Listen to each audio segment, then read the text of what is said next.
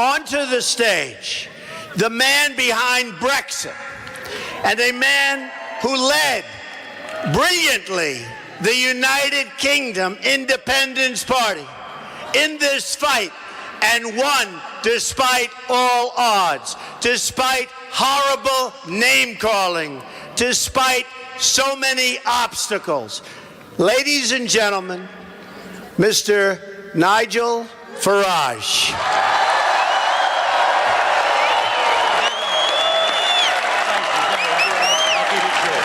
Lovely. Thank you very much.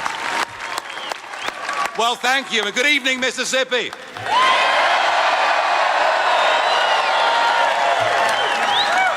I come to you from the United Kingdom with a message of hope and a message of optimism. It's a message that says, if the little people, if the real people, if the ordinary decent people are prepared to stand up and fight for what they believe in, we can overcome the big banks. We can overcome the multinationals.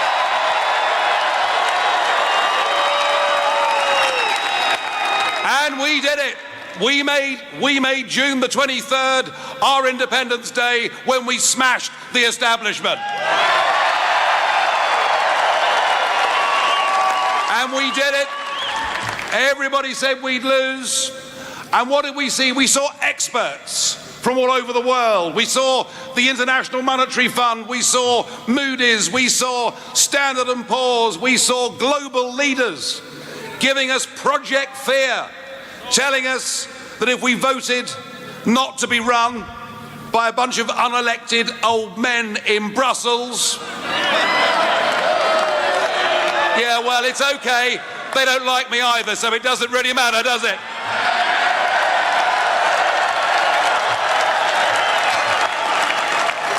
But they told us our economy would fall off a cliff. They told us there'd be mass unemployment. They told us investment would leave our country. And David Cameron, then our Prime Minister, but no longer, told us we might even get World War III. And we saw the commentariat and we saw the polling industry doing everything they could to demoralise our campaign. On the day of the vote itself, that morning, they put us 10 points behind. And actually, they were all wrong. And they were wrong because what the Brexit campaign did is we reached those people who've been let down by modern global corporatism. We reached those people.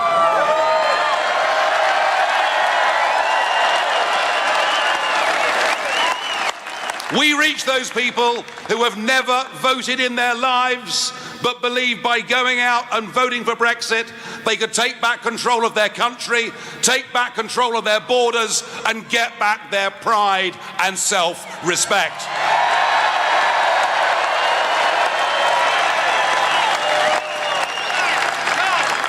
Now, the big card the Prime Minister decided to play in the referendum is he got a foreign visitor to come to London to talk to us.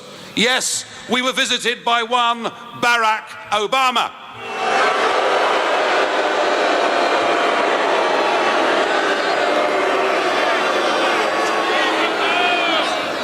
And he talked down to us. He treated us as if we were nothing.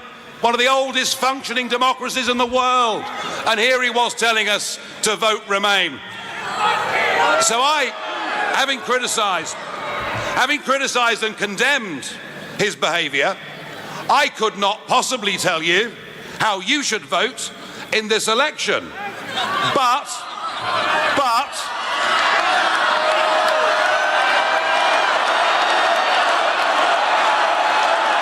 you know, I get it, I'm hearing you. But I will say this, if I was an American citizen, I wouldn't vote for Hillary Clinton if you paid me.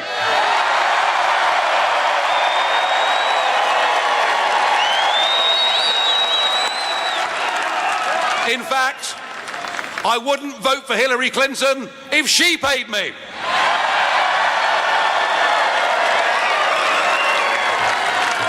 Folks, the message is clear. The parallels are there. There are millions of ordinary Americans who've been let down, who've had a bad time, who feel the political class in Washington are detached from them, who feel so many of their representatives are politically correct parts of that liberal media elite. They feel people aren't standing up for them, and they've actually, in many cases, given up on the whole electoral process. And I think that you have a fantastic opportunity here with this campaign. You can go out.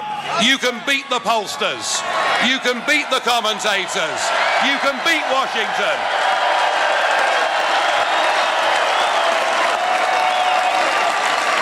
And you'll do it by doing what we did for Brexit in Britain.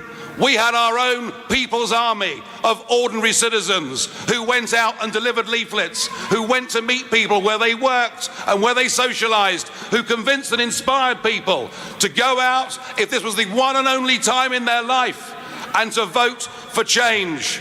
So my advice to you, if you want change in this country, you better get your walking boots on, you better get out there campaigning.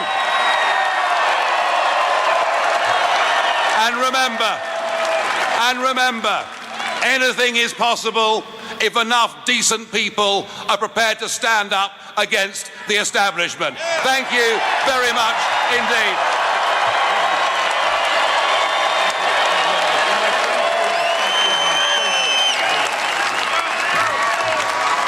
Wow. Thank you, Nigel. What a job.